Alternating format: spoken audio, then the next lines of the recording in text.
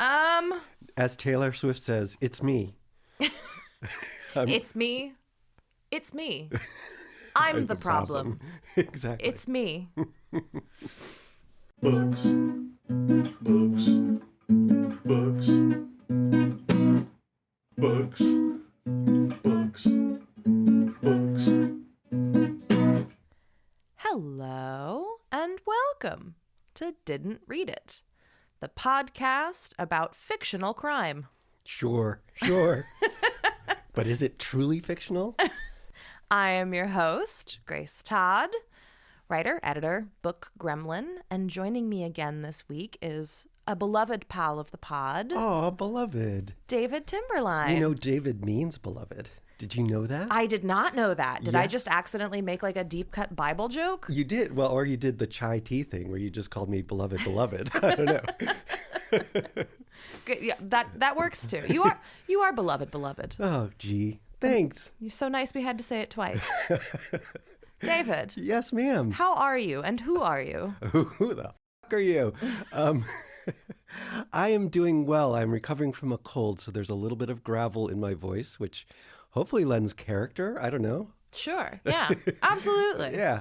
Or irritates those who are just like, clear your damn throat.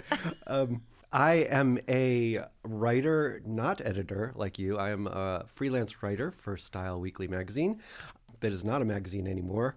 Anyway, I will get to the point, really. And I also do a podcast called Chasing Phantom, which you have been on. I have. Episode just came out recently about sleuth, which, dovetails nicely with, what we're going to talk about today, I guess. Yeah. Well, so that episode directly caused this episode. Oh, okay. Because when you and I were doing our episode about sleuth, I, being the person that I am, went and checked out a printed copy of it from the library because I wanted to see it in print. Right. I am a book person. Right. Does it really exist in the firmament of the universe? And then I derailed your podcast in part by talking about all of the differences between the printed version and the movie version. Yeah, right. Which I could call that shit out. So that was great. But right next to the copy of Sleuth that they had at the library was another play by the same playwright, Yeah. Anthony Shaffer, called Murderer. Mm. And I was standing there in the stacks. It was suitably atmospheric. Yeah. And I picked up Murderer and started flipping through it and was like, what the am I reading? And did somebody in a trench coat, peer around the corner? What is she reading? I wish. No, there are no flashers at my library that I'm aware of. But I went ahead and checked this one out too and sat down and read it because I was partly just curious about what else Anthony Shaffer had done. Mm-hmm. And what I discovered was a very strange, very interesting little play Yeah. that, despite being originally performed for the first time in, I believe, 1975, Yeah. and the copyright of this is 1979, I guess that's when it was published in bound form, Okay. is weirdly relevant to kind of the true crime craze that I believe is kind of currently, Post-peak, maybe? trailing off Okay. culturally. All right. Because this is in part a play about a true crime obsessive. Wow. Yeah. This is so intriguing. When you said that you had found this, I was intrigued just because Anthony Shaffer he's kind of a one-trick pony in the whole theater world. I mean, he wrote Sleuth, which was this big hit. Right. And then kind of disappeared. Well, he didn't disappear. He went and did screenplays. That was more his thing after this. Yeah. And he wrote, I guess, other plays, but none of them really did anything. So the fact that there's one out there that is intriguing is fascinating. Yeah. So I don't think this was terribly successful. Yeah. Okay. And it was funny because I was trying to find reviews of this play, couldn't find much. stumbled on reviews for another play that I think he did even later Whodunit? that was being panned pretty aggressively. Yeah, that was. I think that was Whodunit, which I also heard about, which is kind of like, you know, the one-hit wonder bands that you hear their songs later and you're like, but didn't they do that really good thing once? I think that was the tone of the reviews I read about Whodunit, at least. Yeah, well, and he did write The Wicker Man, like the original Wicker Man, which many consider to be like a phenomenal sort of cult classic film. And he did a Hitchcock movie. He did Frenzy. Yeah, which I'm not familiar with. Yeah. Is it any good? Oh yeah, it's a freaky one. It's cool. And then, as we mentioned, for anyone who might have listened to our episode about Sleuth, he had a significantly more successful brother who wrote Amadeus and Equus and had a significantly sort of higher profile career. Yeah. So bummer for Anthony. He got a little bit eclipsed. Yeah. And this, I don't know, this is when I was also investigating or looking into Peter Shaffer. One of the weird things about Anthony Shaffer is that he ended up marrying, he was married like three or four times. He ended up marrying Sean Connery's ex-wife. Huh. Actually, that was his third wife, who he then cheated on, and then there was a big custody battle, or a big estate battle when he died. I don't know. He seemed like he had some pretty f***ed up things going on with the women in his life. I don't know. I don't know a whole lot of details, but from the little bit of that I found out, you know, I mean, you get married three times, maybe you're president, but still, in general, it seems like maybe you're not working your relationships really well. Well, and that's, I'm glad you bring that up, because one of the sort of central questions at the heart of this play for me is whether or not the play itself hates women. Ooh, ouch. Okay. I think that you could argue either way. Okay. And with pretty good evidence on both sides. Oh, wow. And so, yeah, bring me in. let's dive in. Yes, please. Act 1. And now so this is part of what made me bring this play home. Okay. Listen to this. 30 minutes should elapse between the start of the play and the first spoken words. Open up, police. Okay. So the first 30 minutes of this play happen in complete silence. Wow. And it opens on a studio/living room. The studio/living room of Norman Bartholomew, which is in a small village in Dorset, England. And it notes that it is, littered with painters' paraphernalia, canvases, a gas stove. I'm getting Dr. Seuss at this point, but just from the name. I wish. And, it sort of outlines the layout of there's a bathroom, there's a living room, there's a sort of sofa. And Norman Bartholomew, as the curtain rises, it says, Norman Bartholomew, a good-looking, smooth man dressed casually in slacks and jumper, is standing at an easel painting. Standing behind him, watching him paint, is an attractive girl in her early 20s. She leaves him and gets a magazine from the sofa, sits in the armchair facing towards Norman. He stops painting, pours 2 drinks. The bottle is empty. He gets another one from the cellar, pours the drinks, and goes to the kitchen to put water in them. He gives the girl her drink and returns to his easel. He regards her slyly from time to time as she starts to sip her drink. Finally, she drains it, and after a pause, there is a crash as the glass slips from her fingers and she slumps unconscious. He crosses rapidly to the chair, takes a scarf from the back of it. This he puts carefully around the girl's throat and pulls it tight. Oof. With much grunting and straining, he maintains the pressure for a full minute. Wow. And so he strangles her, takes her pulse, and then he burns the scarf, carries her to the sofa, takes all of her clothes off, wraps her in a blanket. Okay. And this is interesting because there's somewhere in here is a hat trick. I will tell you that much. And it's really hard to tell where exactly in the stage directions it's supposed to happen. But anyway, and again, keeping in mind, there's an audience just watching this happening in total silence. He pulls the teeth out of her head and puts them in a dish and pours acid on them. Excuse me. He carries her up to the bathroom and puts her in the tub. And then there's this whole long sequence where he is dismembering the body. Using? A saw. Oh my God. And a kitchen knife. Okay. And he like completely takes her body apart, puts it into bags, takes her head, kisses it playfully on the nose. Oh my God. Puts it in the gas stove. I mean, it's like a very, very thorough and grisly dismemberment. Yikes. And in the middle of it all, he stops and takes a roast beef out of the oven, makes himself a sandwich, and carries the sandwich back up to the bathroom where he is doing all the work, dismembering her. Oof. And the sandwich at one point falls in the bath.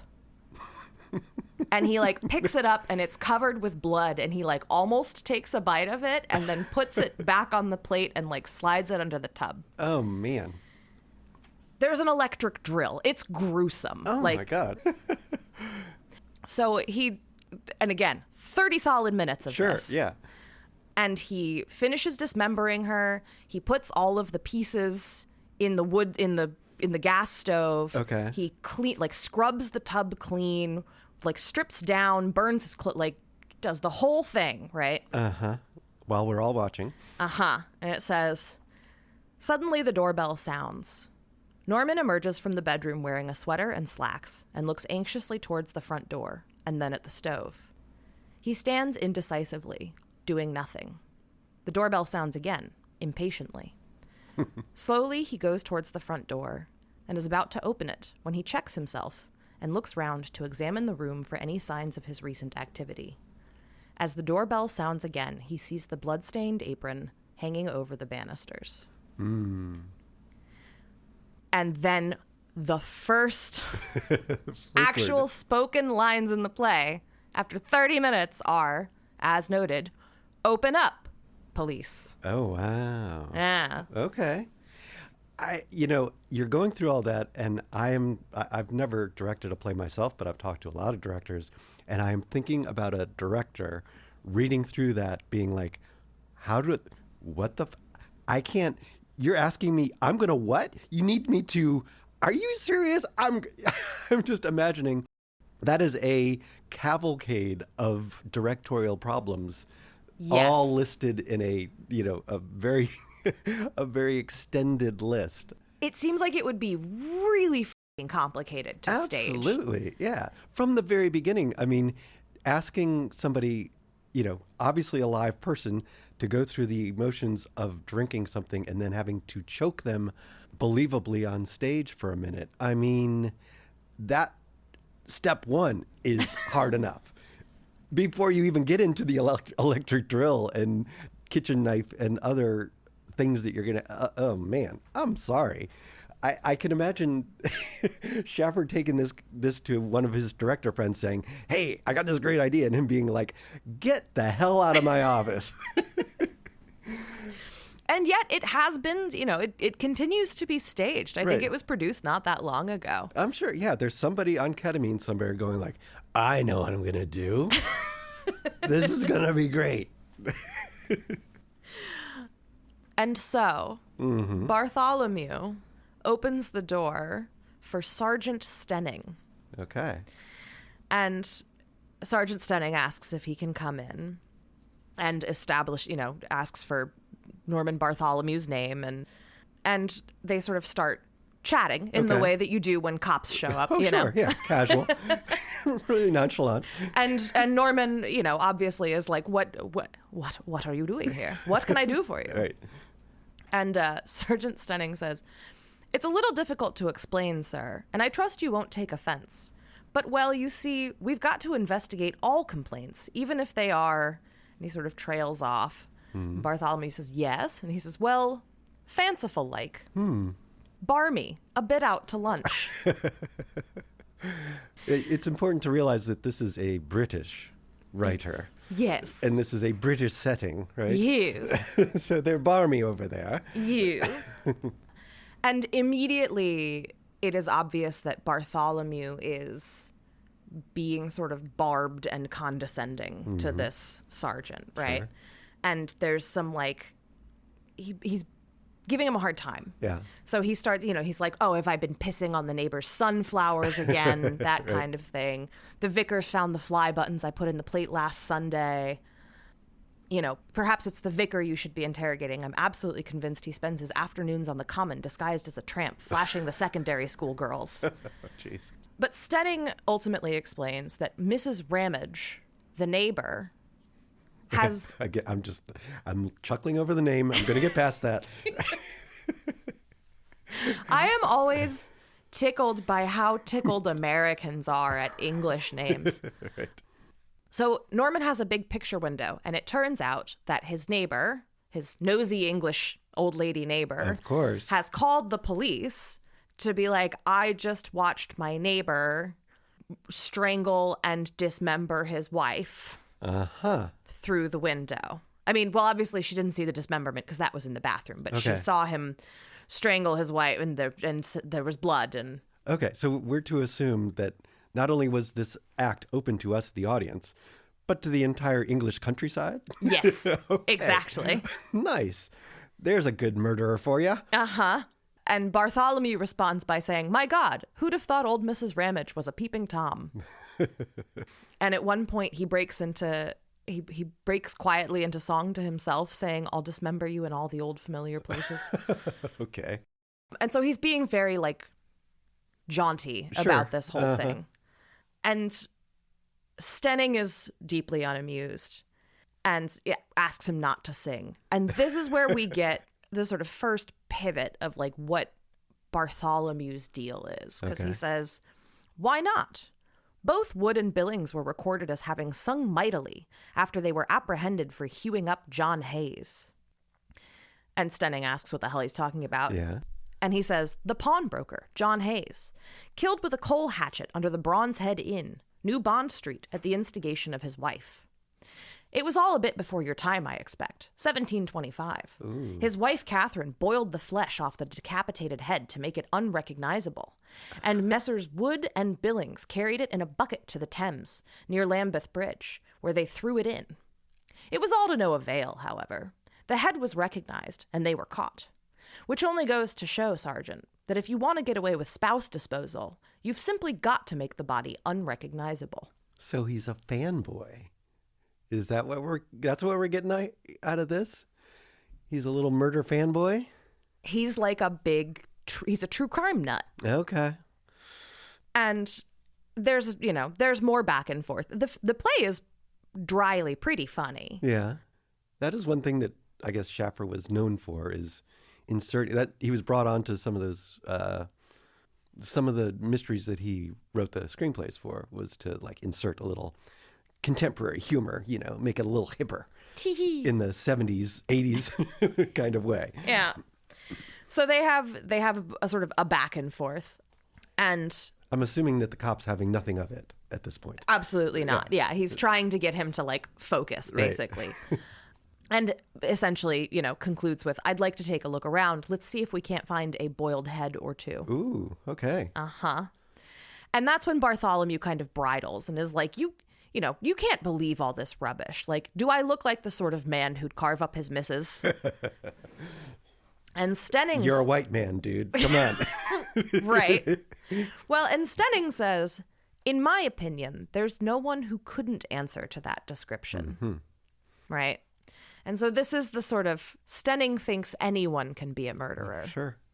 And Bartholomew, of course, is obsessed with murderers. And so this is sort of our first dichotomy, right? Is that Bartholomew doesn't think anyone can be a murderer because true crime obsessives, one of the sort of implications of being a true crime obsessive, whether you like it or not, is that murderers are exceptional. Right. They're worthy of note. They're special. They're different. They're not, they couldn't be just anybody. Right. That's why the stories are all about them instead of the victims. And that's why we're where we're at. And so Stenning starts asking questions about where exactly Bartholomew's wife is. And Bartholomew says that she's out of town. And we learn that she is a gynecological surgeon. So she does like cesarean sections and things of that nature. Wow. Okay. And she is currently off at a hospital somewhere else. Which is why we have all these sharp implements around. Watch out there, detective. Ooh, oops. And Stenning asks when she's coming back. And Bartholomew says that he's not sure he's expecting her back at all. Ooh. Because they've been having marital trouble. Okay. What he says is, well, I suppose it's no secret in the village that my wife and I don't particularly get on. Recently, she's been hinting that she's found another feller and is thinking of leaving me. I love the idea of everybody, everyone in the town is talking about this guy. Everyone in the village knows That's right. that my wife and I hate each other. Yeah. And Stenning asks, of course, how he reacted to this news. And Bartholomew, again, reminds me very much of the older man in Sleuth. Yeah. It's that same kind of wavelength of humor and that same kind of wavelength of like, the way it's written, you can tell he's supposed to be like slipping in and out of like little voices and impressions and singing little snatches of music to himself, very much the way that the guy in Sleuth does. Sure. And so this one, it says simulated passion. And he says, blind brute jealousy. I'd rather cut her up in the bath than let another man possess her. And he's just playing. He's just playing, not understanding the severity of the situation here. He's just doing a tee because he definitely didn't cut anybody up. That's right. And Stenning insists on going to the bathroom because this is where Mrs. Ramage said she carried a dead body sort of off stage left from her perspective. And when he goes into the bathroom, he finds the sandwich. Ooh. Oh, the bloody sandwich. The blood-soaked sandwich. Okay. And Bartholomew tries to kind of tough through it by taking a bite of the sandwich. Oh, yum. Which he gags on. And then Stenning takes it from him and bags it. Okay. You can tell me to shut up at this point, but we're supposed to believe that everything that has happened up to this point is legitimate or not. Okay. Well. Okay. I will keep my modern day sensibilities to myself at this point. Because I feel I'm being tricked here. I think there's something on here something a little tricky. What is that voice? I don't know. It's my deputy dog or something. I don't know. Where did that come from? I don't. Why is your internal skeptic like a befuddled gold miner? Like, I don't know. There's gold in their hills and there's a trick in this here play. That's right. You can't pull this one over on me. What's wrong with you? Oh my God. Because I'm just like Norman, I guess. I'm doing one of my funny little voices.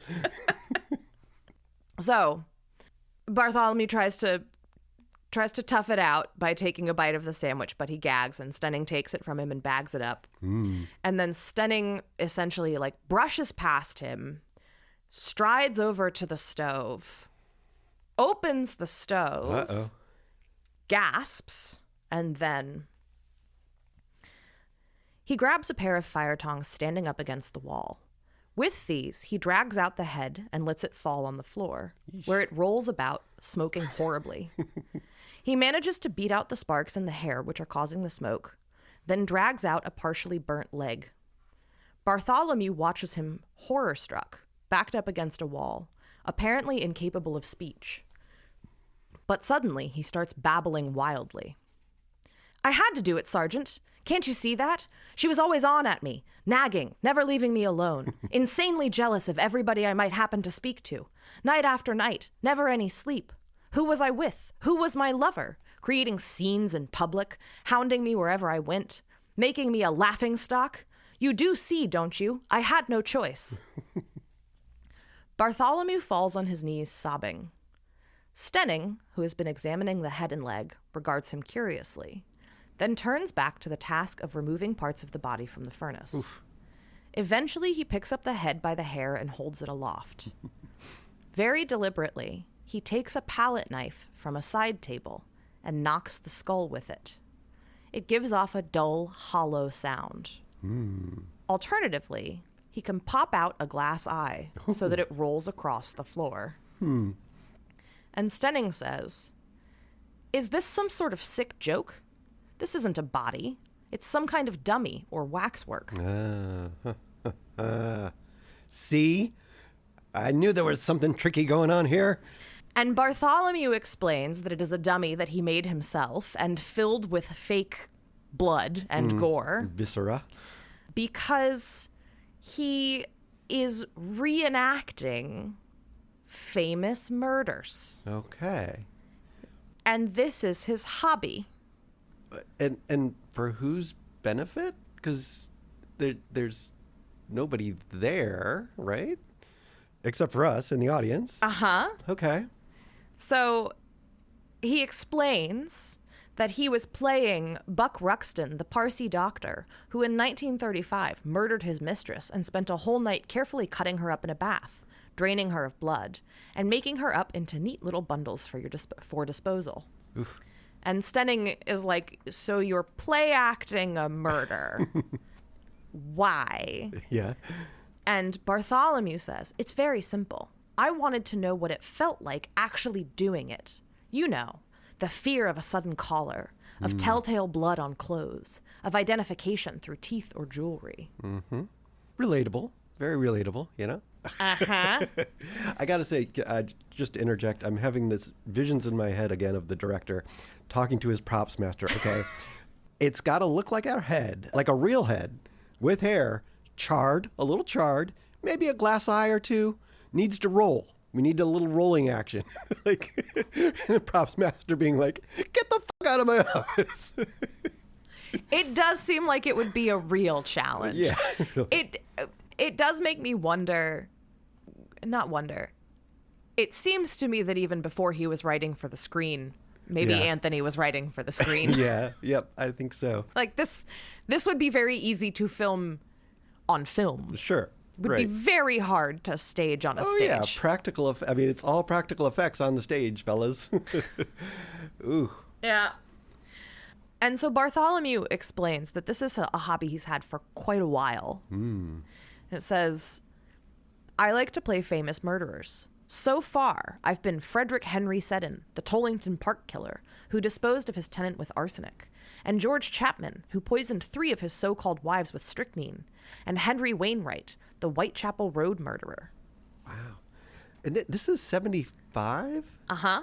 Wow, that is that is a big jump on the whole true crime, bonanza. Yeah, well, and it's interesting because it's, the British love their murder fiction. Sure. And that is what Sleuth is playing on. Right. That is what this is playing on. And this is, when you and I got together to do the Sleuth episode, I was like, these are companion pieces. And they really are. Yeah, yeah.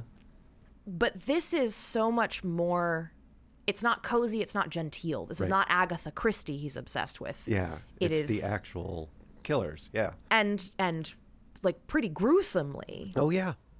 And so, he's explaining how, the Henry Wainwright, the Whitechapel Road murderer, who, his big mistake was using chloride of lime instead of quicklime, which had the effect of preserving the body of his mistress rather than destroying it. And Stenning is like, and you're reconstructing this? And he says, indeed I did, but that wasn't the best bit. That came when, like him, I took a cab across London with the disinterred remains wrapped in brown paper, in the company of an unsuspecting ballet dancer, smoking a cigar to disguise the smell. Well, in my case, I actually used 5 pounds of ancient bloaters to simulate the odor of human putrefaction. Oh, God. And the ballet dancer was really more of a Soho stripper, but the effect was much the same. Oh, man. This is a sick dude. Yes. And it goes on like this. I won't read you all of it, but like Stenning is horrified. Yeah. He's like, what is wrong with you? And the more that Stenning objects, the more Bartholomew kind of like, he's just going on and on and on and on. And you can tell that he's got this like encyclopedic knowledge of all of these murders. Yeah. And Stenning finally interjects enough to be like, I deal with real murder and it's not fun and it's not cute. Yeah. And Bartholomew sort of bridles again, and Stenning finally cuts him off and says, "Do not continue to play with death, Mr. Bartholomew. I know beyond a shadow of doubt that most murder victims spend all their lives searching for their murderers. Be warned. You do not know the game you play at all well. Stop in time." Murder victims spend their whole lives looking for murderers?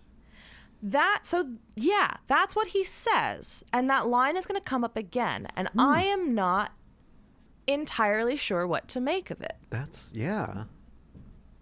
It does. I mean, does it just flat out not make sense? Or is it referring to people wanting to be murdered on some subconscious level? I don't think that's what it's saying. I think it has, and I'm not saying I necessarily agree with it, but I think what he is getting at, or the thread that he's pulling on, is that you can set things into motion. That I think, and I wonder if part of what he is saying is that people who are murdered often wind up, before they are actually murdered, in a position that they should not be in, right? And could maybe get themselves out of. Sure. And again, I'm not saying that's what I believe. I think maybe that is one of the kind of quieter theses of the play, is like, if anyone can be a murderer, then anyone can be murdered. Right. Yeah. Which does lead to the conclusion that there are many, many little factors that go into a murder. Right.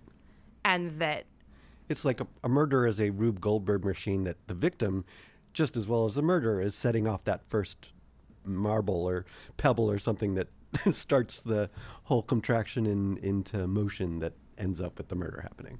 Yeah, I think that might be part of the thesis here. Okay. And we'll check back in about that when we get to the end of the play. Okay. It's also interesting, another interesting companion to Sleuth is that bit about police officer, somebody from law enforcement saying, "I deal with the real thing." Because I remember from Sleuth, the detective who's actually being played by the victim detective at who's the time. not a detective. Yeah, right. Yeah. But at the time he says, "Oh yeah, in your books," to Wyke in Sleuth is basically saying, your books, detectives are idiots all the time and they can't figure out the stories.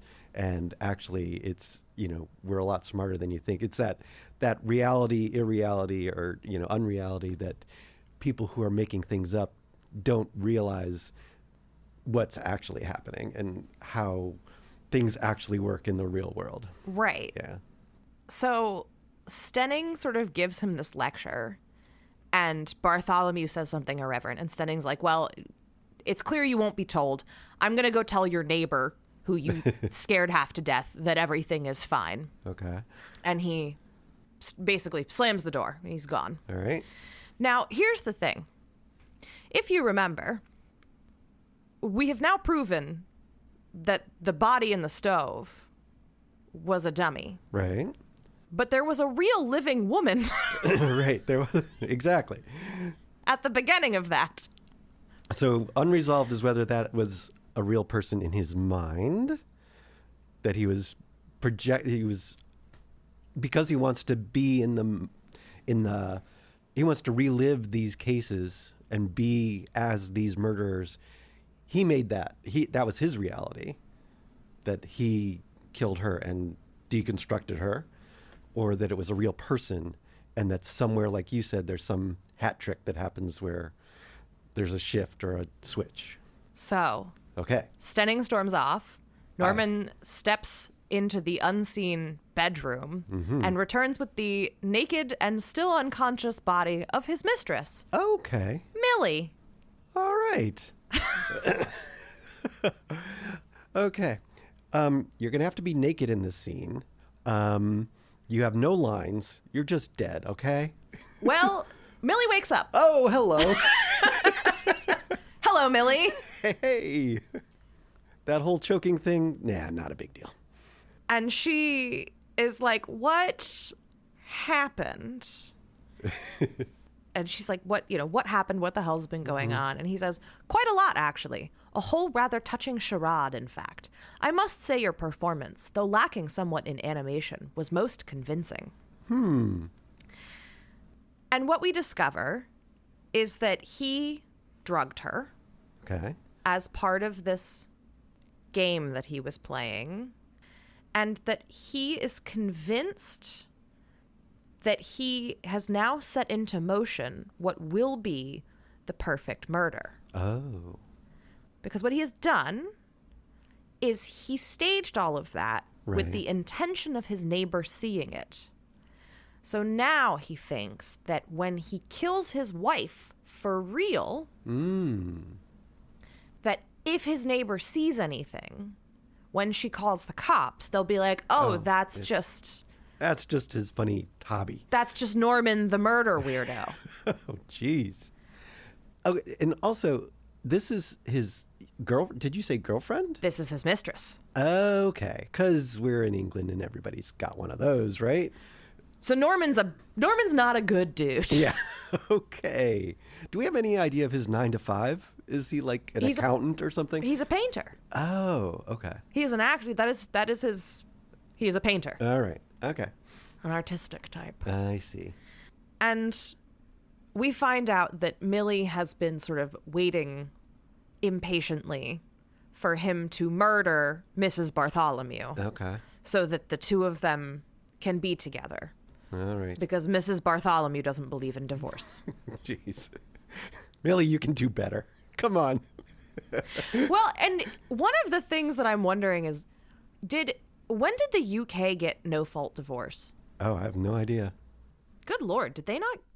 Okay, this might be wrong, but it looks like they might not have gotten full no-fault divorce until the 2000s. Really? So Whoa. Okay. it is important to remember in all of these works of fiction when people are being murdered all willy-nilly because they refuse to get a divorce, that part of the problem is that The legal system had him fucked over a little bit. well, because the thing about not having no fault divorce is you have to prove a cause for divorce, and then one person is at fault and it becomes it's a scandal, and it ruins your public reputation. You have to be publicly established to be an adulterer or whatever. An abuser, a philanderer, yes. And so a lot of the time in works of fiction like this, when you've got a husband being like, she won't consent to a divorce, there is an extent to which you are supposed to read that as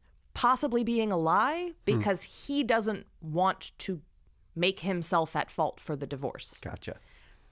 And somebody has to be at fault for the divorce. Does that make sense? Oh, yeah. Yep. Because things can't just not work out. I mean, come on, people. It took us centuries to figure that out. And now we're trying to get rid of it again. Oh, but then again, women were property. So, I guess I forget that part too. Yes, and Norman wants to dispose of his property. Yeah. So that he can get younger, hotter property. Oh, God. We've gotten so much better. At least temporarily. That was meant totally ironically.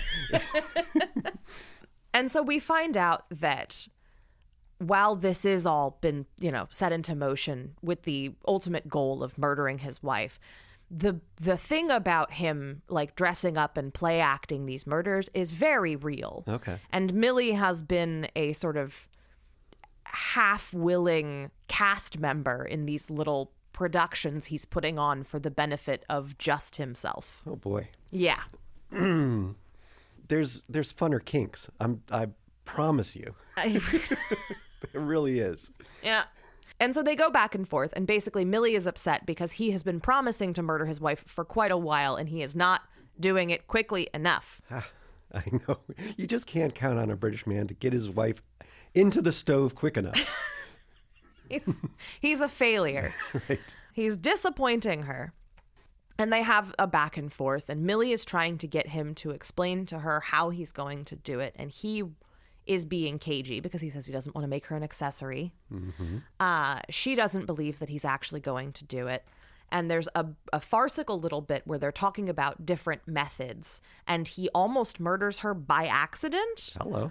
With he basically turns the gas on and has like a piece of tubing, and he's showing her how it's going to happen. But he gets distracted, and she can't get away from it fast enough, and she actually loses consciousness. Oh, good. That, always a problem when you're playing around with murders. Sometimes accidentally murders happen. Yes, exactly. He revives her, and she's like, I seem to be spending a lot of this evening unconscious. That's a good line. And so they go back and forth, and ultimately he shoos her off. Okay. He's like, I'm going to do it for real this time. It's definitely going to happen. Everything is in motion. And she's like, I don't believe you. And I especially don't believe you because you won't tell me how you're going to do it. And he's like, well, tonight is the annual watercolorists dinner, so I need you to leave. Dang, I didn't get my invite this year. The Dorchester Watercolor Society it's their big do. Oh, famously. And so he's going to go out and get wasted. Cool. They get into a bit of a fight, Okay. because she's disappointed in him. So Okay. she storms off and he leaves. And that is the end of the first scene. Wow. Okay. Yeah. Is that Act 1? It sounds like a good No. pivot. No, Just the first scene. that is just the first scene. Wow. But the second scene is very brief. Okay. So it's later the same evening. Bartholomew comes back from his watercolor society thing. Uh-huh. He's quite drunk. Okay. And his wife is home. Ooh. And she's not supposed to be back yet. Uh-oh. And it says, the stage is in darkness, except for the bathroom, which is lit. Through the semi-opaque glass of the door, we can see the distorted shadow of Elizabeth moving around inside. The taps are running, and she walks from the wash basin to the bath carrying a bottle. She shakes the contents into the bath and stirs the contents around violently before turning off the taps. The radio is playing My Way. Bartholomew comes in, and he sees his wife's fur coat and suitcase sitting in the hall. Fur coat. Those were the days. I know. And Elizabeth calls down, he makes a noise, and she calls down and says, is that you, Norman? And asks him to bring her a brandy. And then he says, of course, that's it. George Joseph Smith, the brides in the Bath murder. Perfect. Bessie Mundy at Herne Bay. Alice Burnham at Blackpool. He crept up behind them and slid their heads down under the water and held them there. Afterwards, he played the harmonium. Nearer, my God, to thee. What could have been more tasteful? Oof. This is a guy like a Wikipedia entry on on killers. Okay. Uh-huh. Mm-hmm. He starts to take his clothes off. Okay. So he undresses just down to his shorts, which Skivvies. is yep, exactly. He tosses back the brandy himself and starts to go up the staircase, flexing his fingertips. Okay. Curtain. End of scene. Act 2. Ooh. Well, I don't know. I'm on the edge of my seat.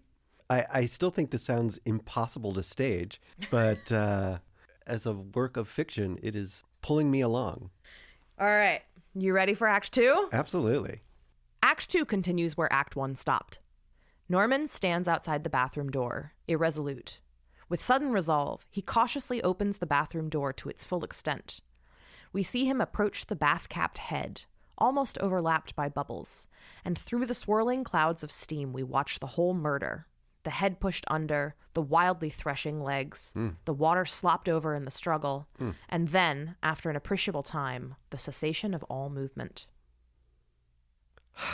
Yet another murder we have to stage on produce on stage. I love how much the staging is stressing you out. I can't help it. So he leaves the bathroom. He's satisfied she's dead. He leaves the bathroom and he says, I've done it. I've actually done it. I felt the life force slip away under my hands. I'm a murderer. I've joined the alien clan and set my face against the world. Norman Bartholomew, are you really one of those very special, intrepid men who are prepared to be damned? Oof. Have you in fact achieved the most abandoned guilt, which is the last and most irresistible challenge to everlasting goodness? I wonder. Perhaps shame will come seeping in as the days pass to erode my belief in the impossibility of forgiveness and truly damn me. I shall have to wait and see. This is his soliloquy here that he's just saying to the audience? Uh-huh. Okay. It says he's in a champagne mood. He's bubbly. Sure. He's excitable. Oh, yeah. Okay. And he starts, he says, now let's see. How to effect the disappearing trick. The remote moorland grave, the weighted corpse in the canal, the unclaimed trunk at Victoria Station. And he finally concludes that the cellar is still the safest option. Okay. Yeah. And so he goes down into the cellar, which we cannot see. It says that you sort of hear him off stage.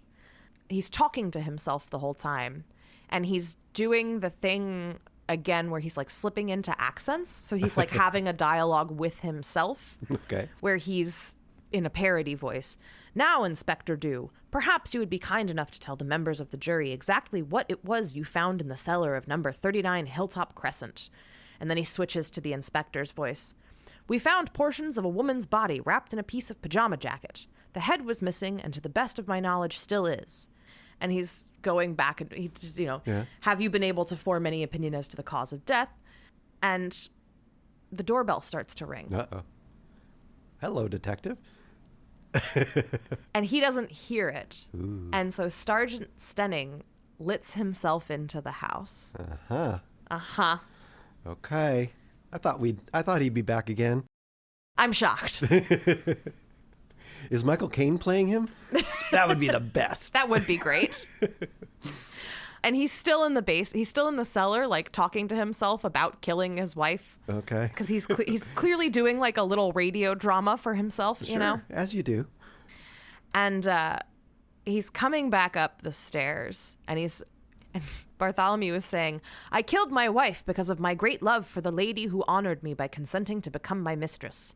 I expect no mercy and deserve none. I am guilty and now have no recourse than to accept my fate. Huh. So he's reciting speeches that other murderers made when they were tried. He's like reciting a trial. Wow. And he walks past Stenning without seeing him at first. And Stenning says, what are you guilty of, Mr. Bartholomew?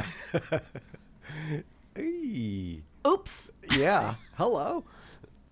And so what follows is an admirably tense scene. Sure. Where the body is still in the bathtub. Stenning has apparently, it seems, turned up just to... See what murder we're doing today. Just to say hey. Right. Yeah. And like kind of coaxes Bartholomew into like giving him a beer. Oh.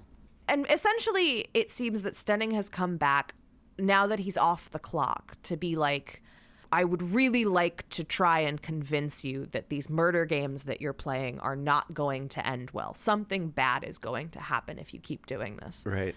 This is the modern day commentary on true crime through Sergeant Stenning. Very much so. Right. Yeah. And it's implied that Bartholomew drove home drunk. Oh. They have a back and forth, which, again, Bartholomew is like reeling off all of these different true crime cases and all of these details. And the central tension, of course, is that he is drinking a beer and Bartholomew is terrified that he's going to ask to use the bathroom. Of course. And he finally does. Mm-hmm. Bartholomew's like, it's broken. Sure. It's broken. You can't use it. But with the template that he's already sent, could he just be like, oh yeah, that's just another one of my props in there? Don't mind the corpse in the bathroom. That's just another, crazy model. That's a good question. Clearly he wasn't bold enough, Yeah, I you guess know? so. Uh-huh. It's very tense. There's some good humor to it. For sake of time, we're going to kind of yada yada right through it. Sure. But he manages to convince Stenning that the bathroom is broken and sort of get rid of him. Okay. Because the police sergeant would not find that a little suspicious at all. No, not at all. But there's nothing, he's bluffed his way through it. Sure. All that fake blood I've been using, it just clogs up the toilet. I don't know. You can't go in there. And Stenning's kind of last thought on the matter is, everything's a big laugh to you, isn't it? But you'll see it all quite differently one of these days. Believe me. Ooh. Stenning leaves, and Bartholomew immediately goes back to sort of staging his perfect crime. Okay. And he types a farewell note from his wife that says, "My darling Norman, I am going away with the man I love and will never trouble you again. Please try to understand that when love commands, I have no choice but to obey, even if it means hurting the one man who has shown more gentleness, kindness, and understanding to me than anyone else in the world. Farewell, and try to forget me quickly. Your faithless Elizabeth." Obviously a clueless dude writing that that note. Come on. Yeah, you don't think that's the work of a criminal mastermind? Yeah, really. Because the woman who's leaving me is going to compliment me all the way out the door. Yep, absolutely. You're the best thing that ever happened to me. See you later, buddy. My wife who notoriously hates me. Right. Oh, great. And he finishes the note, he stages it, he's about to head back to the cellar. He's reciting or making up a limerick. Oh, God. There was an old doctor called Crippen, whose ways were really quite rippin'. He took ticket of leave with Ethel Leneve, but fell foul of Canadian shippin'. Okay. I don't know. I don't get it.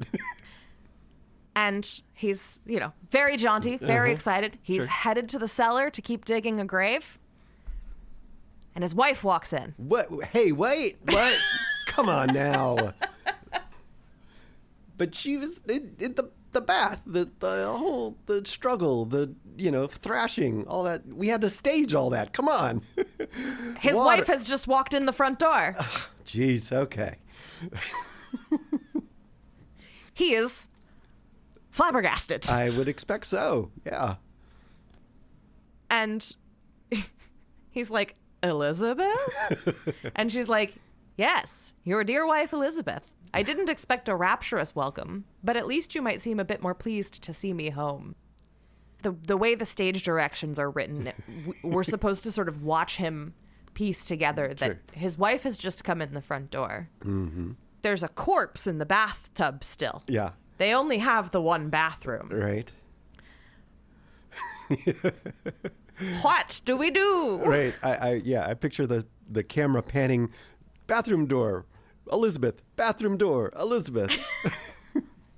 And of course, one of the first things, they're not being very nice to each other. Okay. But pretty quickly, she says she's had a terrible day. She had to cancel a cesarean. That's why she's back. And she was all she wants is a nice hot bath.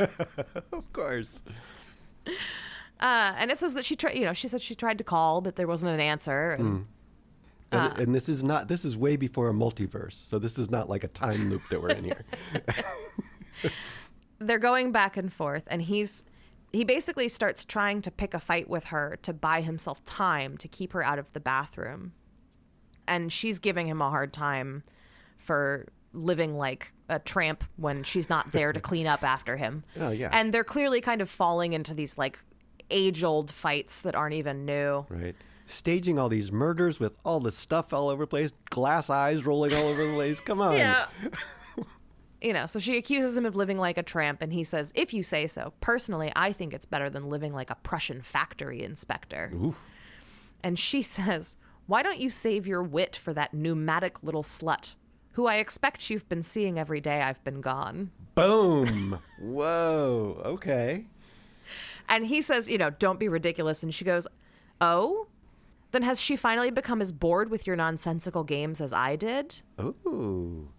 Man, she's been talking to the people in the village too. And he's like, he feigns confusion, and she says, "Oh yes, that's it. Or she'd be here now, wouldn't she? since neither of you expected me home tonight. The only thing I can't understand is why it took her so long. I was catatonically disinterested in your homicide capers within a month. It's taken her 3. Oh, man. Okay, I like Elizabeth. Elizabeth is going for the throat. Yeah. Elizabeth is tired of his shit. No kidding. And she's not dead in the bath. She is very much alive in her head. Correct. And the fight the fight intensifies. They get really nasty with each other. And then they have kind of a funny moment. And I do think that this is a fairly accurate portrayal of what it's like to be in a shitty marriage, but one that you've been in for so long that there's a kind of a companionability even in the shit Right. Yep. of it. Mm-hmm. And so they do this funny thing where they kind of fight all the way around in a circle. Yeah. And for a moment, they like almost click again. And they're almost nice to each other. Yeah. And then he ruins it. Mm. He undercuts it almost immediately because she starts heading up to go take a bath. Yeah. And he is desperately bargaining for time. Right. And he's like, what? Did you put your car in the garage? And she's like, can't you put my car in the garage? Like, I am exhausted. Huh. And he does that thing where he like throws her words back at her. Like, oh, I'm sorry. Do you want me to constantly be tidying up after you? Oh, boy. And she's like, fine, I will move the fucking car. Which is, of course, a gambit to get her to go outside. Right. Yeah. It's probably circling back on the context of his life. How many wives did he have again? Maybe he was pulling some material from real life. She goes outside. He runs up the stairs. It's Millie. Oh, poor Millie. I liked Millie. Yeah. Oh. I mean, Millie was very enthusiastically advocating for the murder of Elizabeth. Sure. So, Yeah. I'm not saying Millie deserved to die necessarily, but Millie was, romantically involved with a man who was actively planning on murdering his wife. So Right. Yeah. But there's still that. So I guess the murder happened behind the bathroom door. So we don't quite know how Elizabeth made this work, right? How Elizabeth made this work? Because it's Millie's the one that's dead, right? Yes. He accidentally drowned Millie. Right. But at some point, Elizabeth was in the bathroom. No. She was never in the bathroom. She was never in the bathroom. It was always Millie. It was, from the very beginning. From the beginning, it was Millie. But Norman didn't know that. Correct. Okay. Norman thought it was Elizabeth. Oh, because they never made eye contact. He snuck up behind her. Oh. And she had the bath cap on. Right. Okay. It comes back to that staging piece. I was thinking, And it is specified that Elizabeth and Millie are meant to be, kind of roughly the same height, roughly the Sure. same build. Okay. Although Millie is much younger, obviously. Right. So very important that okay. Nice. Uh-huh. Okay. I'm back in my director's chair. I understand what's going on. So he runs up the stairs as soon as she goes outside and picks up Millie's body and is gonna try and run to the cellar with it, but she comes back in because she forgot her keys and he has to run back and dump it in the bath again. It's getting farcical, Sure. right? But ultimately she figures out something is wrong and sort of pushes him aside and storms into the bathroom. She screams. Yeah. Then she comes out and we watch her and Bartholomew kind of come face to face. And there's a long silence. And Bartholomew says, "It was an accident." An accident? Yes. You mean she slipped and struck her head? Something like that? He kind of tries to get away with that lie for a little while. That must have been what happened. And she's like, well, you weren't in the bathroom when it happened. He's like, no, I was downstairs and I heard a crash and I couldn't see her for the bubbles. And there was a lot of steam. Mm-hmm. And Elizabeth is like, why didn't you call the police? Mm-hmm. And he's like, I don't know why I didn't call the police. And Elizabeth finally says, it wasn't an accident, was it? And he's like, it was definitely an accident. Yeah. And she says, you killed her. And then she says, what was it? Some little wretched sex romp that went wrong? And then we see it dawn on her. And she says, was it one of your stupid murder games?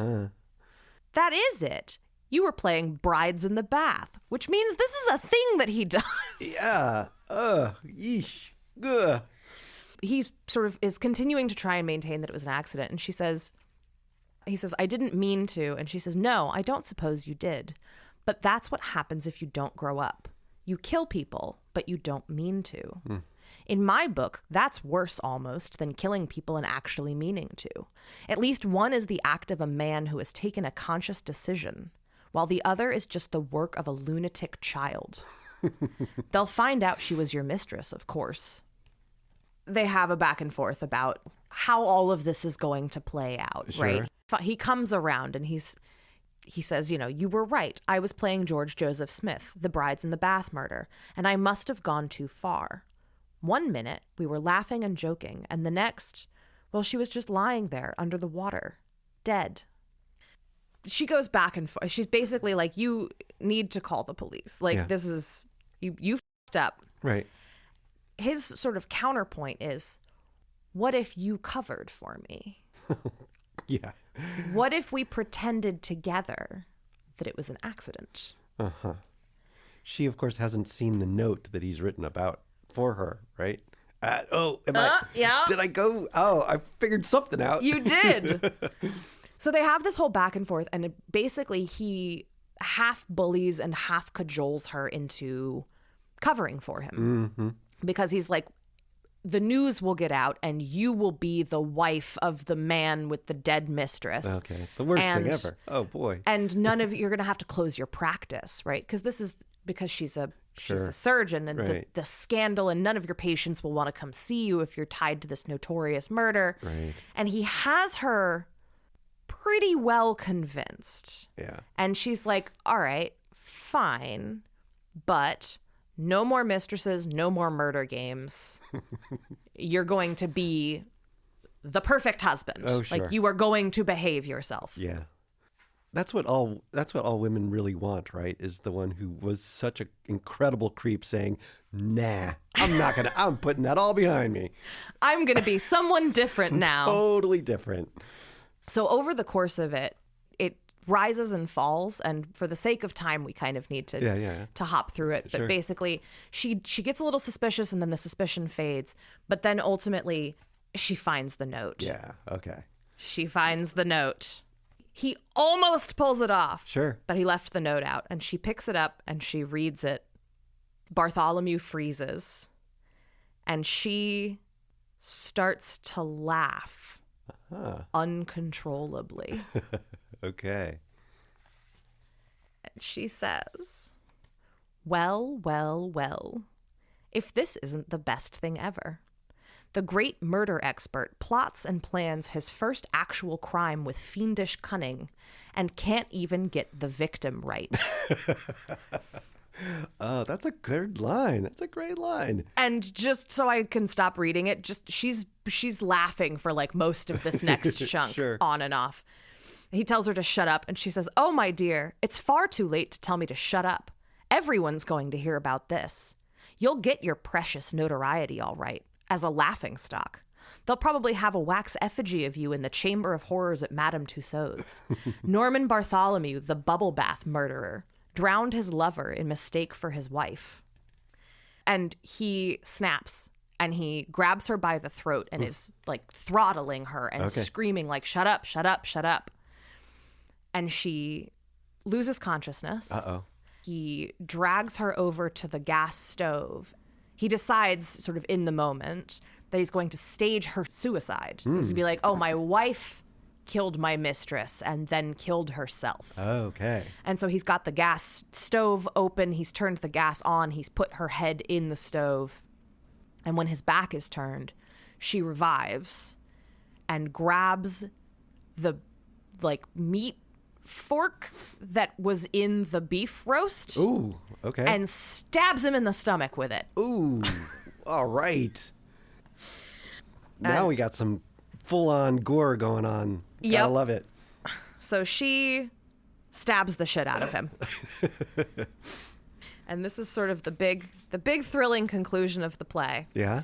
So he's been stabbed in the stomach. He's bleeding everywhere. Sure. He stumbles over to the window and starts like waving frantically to their neighbor. Right. Okay. And we don't get like what the neighbor does, but what we do get is that he like is waving frantically, and then we see him like register disappointment. Because the neighbor's like, oh, yeah, playing again. Uh-huh. Silly neighbor. Silly Norman. And he calls her a bloody cow. And then Elizabeth walks over and closes the curtains. Ooh. And she says, wouldn't she listen to you, Norman? Well, it's hardly surprising, is it? A man wholly obsessed with negative forces like murder and murderers must eventually forfeit all protection and put himself in the way of harm. And he's, you know, begging for help. And she opens her suitcase and gets out her surgeon's case. Okay. And her scalpels. And he asks what she's doing. And she says, I'm doing you a favor, Norman. I'm showing you what the murder game is really all about. She slashes him 4 times with the scalpel across the chest and arms. He screams and tries to protect himself as blood spurts out through the torn shirt. Jeez. Well, darling, tell me, does it represent a mirror image of man's potential to realize bliss? She slashes him again. He screams again. Is it truly our most daring challenge to God? Oh, jeez. Another slash, another scream. Is this really a way to salvation? Is it, Norman? Is it? Is it? Is it?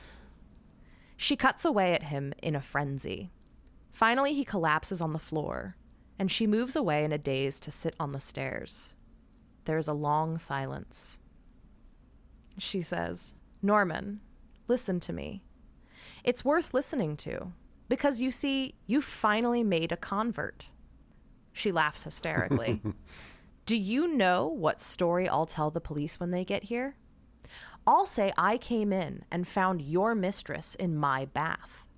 In a sudden, uncontrollable burst of passion, I drowned her and then killed you.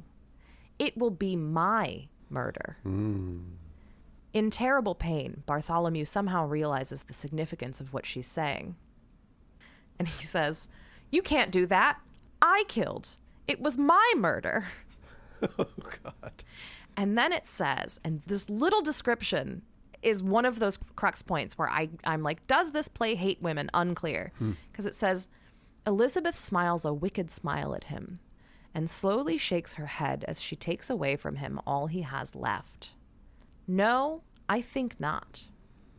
Did you really think that an inept little man like you could challenge the great moral laws of this universe?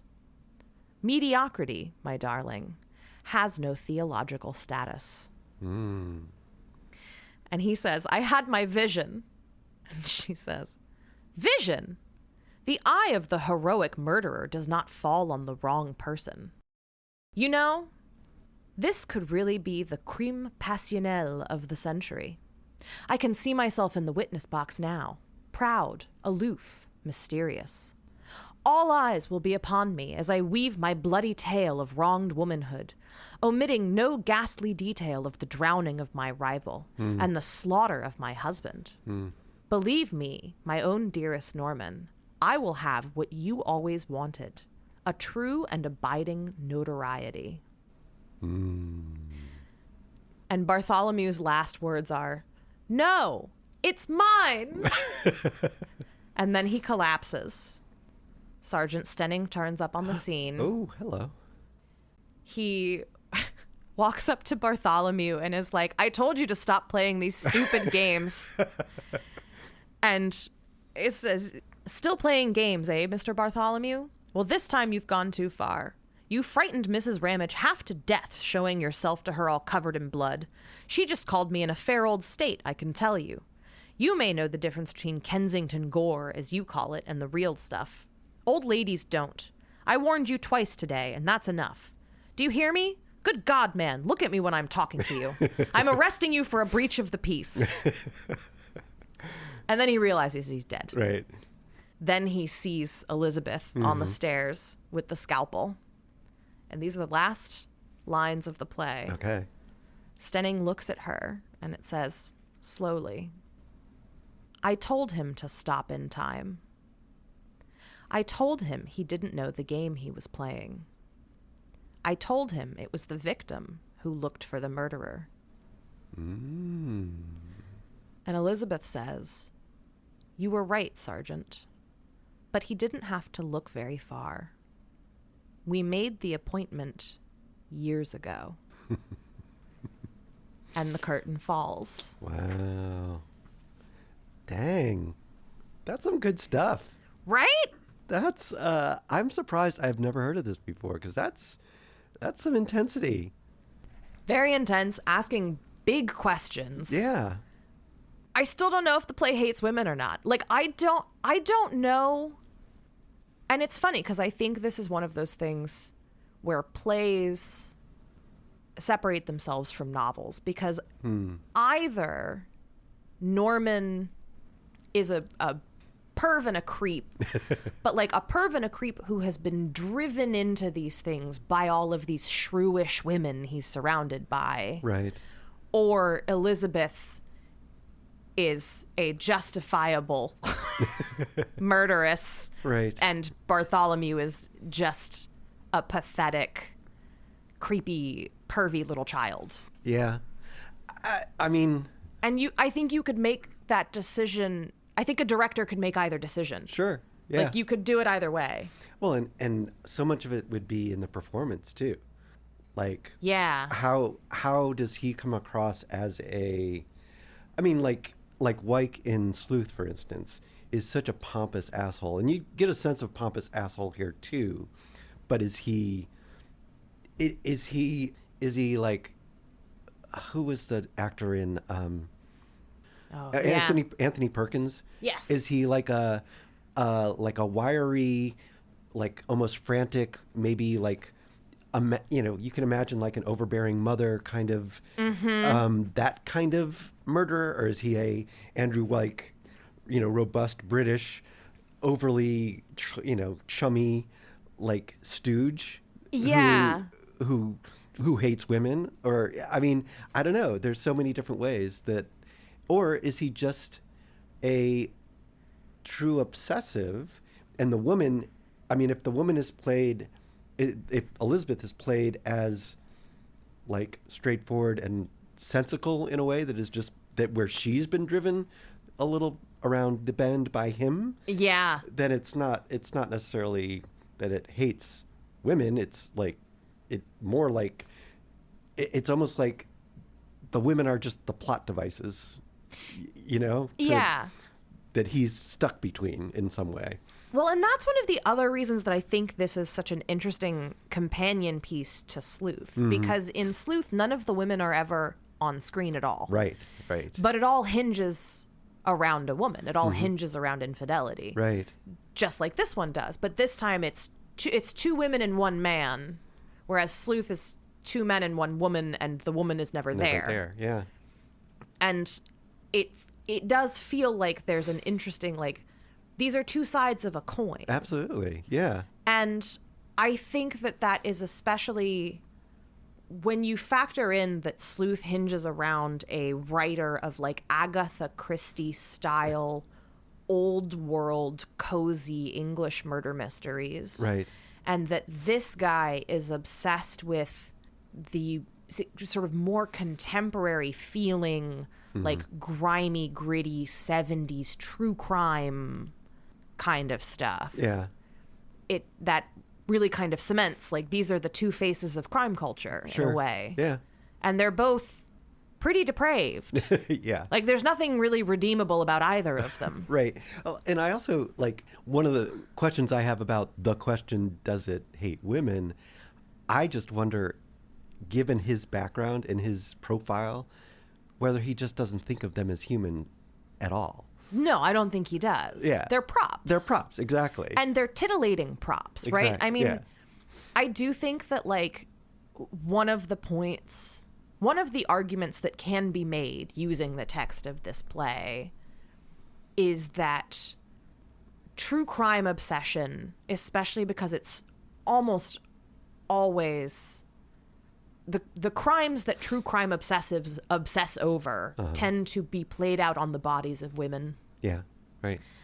And that this is the obsession with women being murdered and dismembered is kind of the logical endpoint of where thinking of women as objects ends. Right. Always. Yeah. Like that is where it's always going to escalate to if you are in a society that thinks of women as commodities. Mm-hmm. Yep. Used up, disposed. Yeah. Right. And that's Norman. Yeah. Right. But yeah, I think also though I think that all makes sense to me, but I also wonder, given the nexus of the 70s in some way, like he's trying to take a modern take, and I'm using scare quotes there, a modern take, like, no, but I'll make the murderer a woman. So that will make it modern without necessarily dismantling any of the misogyny or built-in objectification of the women in the play, but saying, no, it's modern because you see, the woman does the murdering. I don't know about that. I don't think it's quite that trite. Yeah. And what makes me think that it is not quite that trite is her monologue at the end. Okay. Where she's not buying into the true crime obsession. Right. She's realizing that this is the way that she can make sure that she really completely Sticks it to him. dismantles his worldview. Right. Right? Mm-hmm. Is that she will take the rap for this murder, not just to deprive him of the satisfaction, but I think there is an extent to which maybe one of the quiet points being made here is that, like, it won't be as titillating when it's a woman who's done it, right? Like, that by taking the rap for it, she's kind of disassembling Right. some of the sexiness of it. Right. All the, or at least making it her own. Yeah. I don't know. It's interesting. I Yeah. would love to see it staged. Like, I would love to see someone put it on. Oh my God. And so many challenges. I mean, I could see, like I said at the beginning, a director just reading the first page and being like, no, thank you. But also, particularly a director who is fascinated with practical effects or magic or sleight of hand, getting into this being like, oh, this would be so cool to yeah. And there are so many fun twists. It would be really hard to do well. Yeah. Because, I mean, I think about the staging of the killing of Millie. You need to believe that's Elizabeth. And Norman needs to believe that. And you need to make it so that you can't really tell. I don't know. That's a hard thing to do on stage, to give it, make it visible enough, but not too visible. Yeah. So many challenges here. Twists on twists on twists. I know. But it could be a great movie, too. It would be a great, someone needs to do an adaptation of it. Yeah. Especially because you could so easily update it. Yeah. Like, you could make it contemporary so easily. Absolutely. Yeah. It just, to me, there's particularly the Norman character. I mean, Millie is a little bit of a cipher in this. So unfortunately, you don't really get a big sense of her. I will say you get more of her than we had time for. Okay. Like, I had to kind of yada through most of Millie's best scenes. Okay. Because it's just kind of the two of them riffing and her pretty enthusiastically advocating for Elizabeth to get murdered. Yeah. Although it is also a little unclear if Millie is genuinely advocating for Elizabeth's death or if Millie is just trying to kind of call him on his bluff. Yeah. Right. Like, there's a whole thing where she very clearly doesn't think he has it in him. Yeah. And it could be argued that she never really thought he was going to kill Elizabeth at all, and that maybe if she like pushed him on it enough, he would give up on some of this weird crime play acting stuff. Sure. Yeah. What do you think it would play, because there's been such a true crime craze in the years since? Would it play as weird as it does, or as it would have back then? Do you think that part would still be as effective? I don't know. And so I ran out of time a little bit. I was trying to do some research onto kind of what the true crime climate of the 70s was like. Okay. And it was apparently pretty intense because it was sort of peak serial killer. And in the UK, there were sort of, like, throughout the 70s, there were a bunch of different, like, very high profile, like, breathlessly reported on, like, f***ed up murders, like weird ones. Okay. And so I think that they were in a big true crime moment, very much the way we are now. Okay. Obviously, there were differences to it. Yeah. But, like, it was very much an era in which you were kind of constantly being bombarded with true crime content. Right. Much like the Victorian era. And that's one of the things that I find so interesting about this is Norman is obsessed with with all of these Victorian murders. Right. The Jack the Ripper styles. Yeah. Which was a big true crime moment. Yeah. It's set in the 70s, which was a big true crime moment. And then stumbling on it from now. Right. It's just like, wow, everything old is new again. Yeah, right. Nothing ever changes. We're just up in new ways. Oh man, well, for one, I want to read it now, but I just imagine, I don't know if you did this, I do it all the time. Anytime I read something like this, is picturing different actors and the way that would either dial up or dial down what that, particularly like the Norman character or the Elizabeth character in my mind. Whichever actor you pick would dial up or dial down different aspects that are built into that character. All right. So to wrap up the episode then, what is your fan casting for?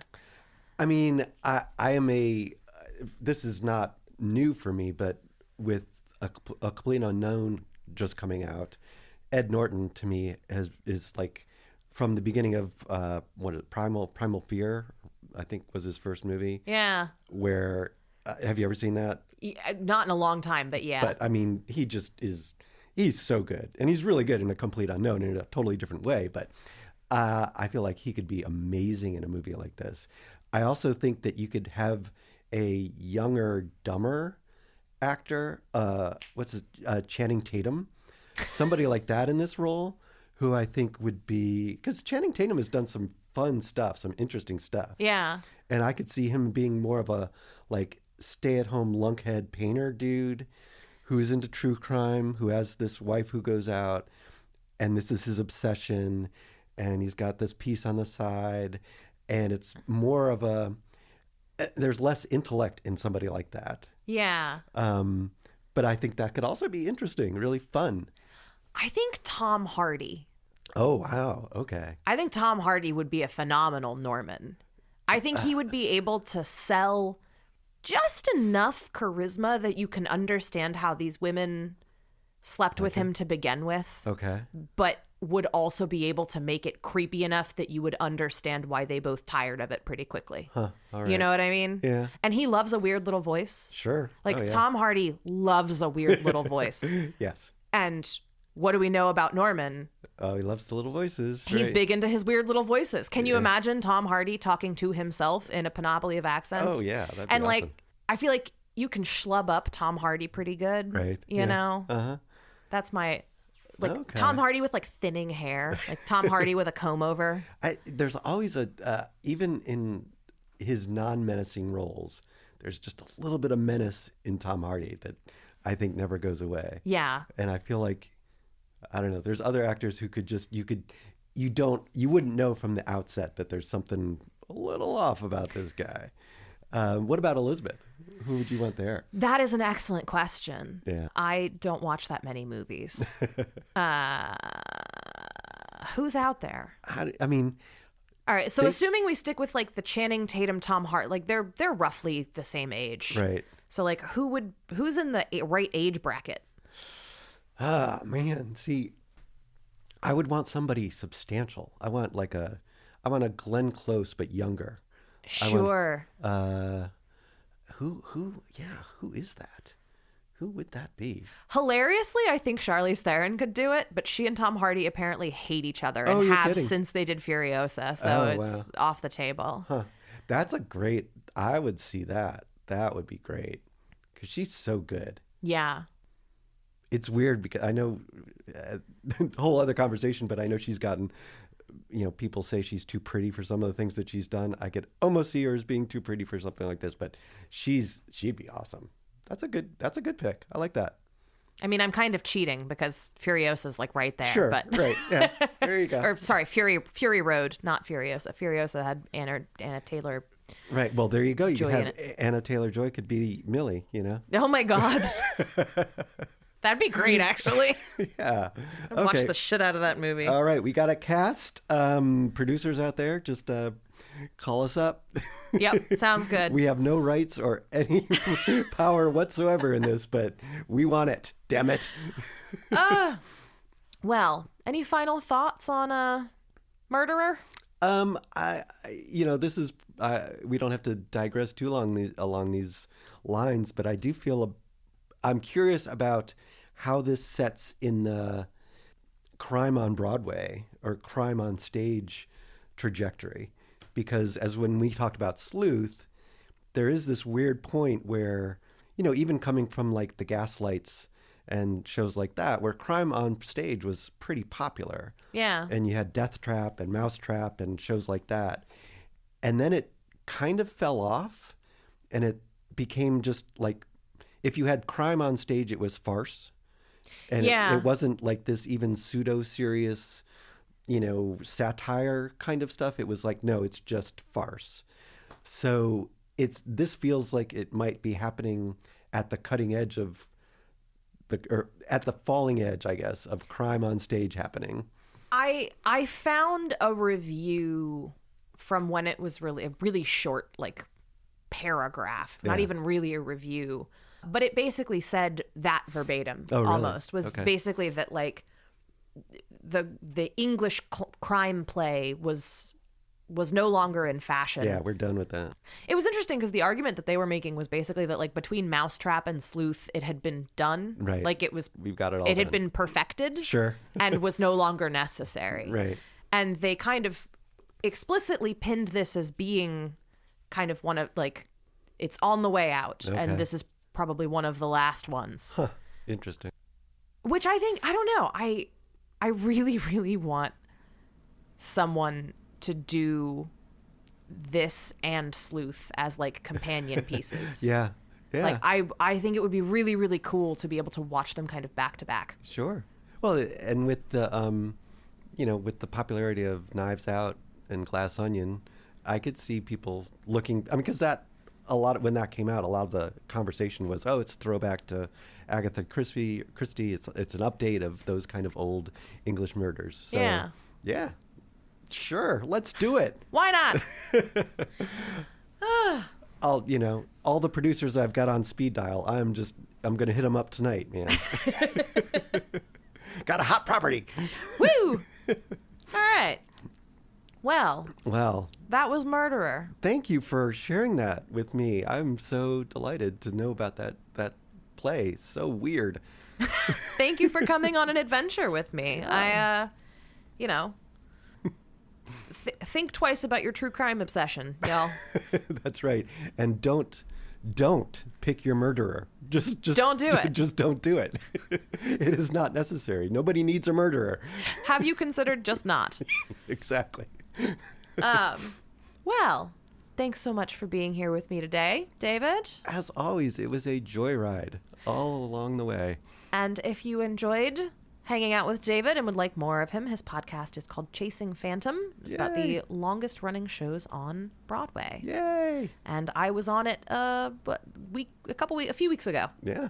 Yeah. Well, and I was just today recording an episode about Amadeus, Oh, another Shaffer brother. those Shaffer brothers. I tell you, they're crazy. And thank all of you for being here with us today. I very much appreciate it. If I could ask you, all of you out there, a favor, if you have the time or the inclination, consider telling a friend about us, because word of mouth is the most effective way that podcasts get to grow, and we would like to keep doing this. And to do that, we need You need your ears. lend me your friends, Romans, podcast listeners, lend me your ears. But as always, thank you so much for being here. And if you can, this week, this month, this pay period, consider supporting a living author, because they could really use the love. Bye. Bye. Didn't Read It was created, written, researched, and recorded by me, Grace Todd. Maddie Wood is our co-producer and social media maven. Editing by Tally, a true podcasting professional, and Grace Todd. Our theme song is Books 2.0, written, performed, and recorded by William Albritton. Special thanks to Black Iris Social Club in Richmond, Virginia. Reach out to us with questions, concerns, or academic scrutiny at didntreaditpod@gmail.com.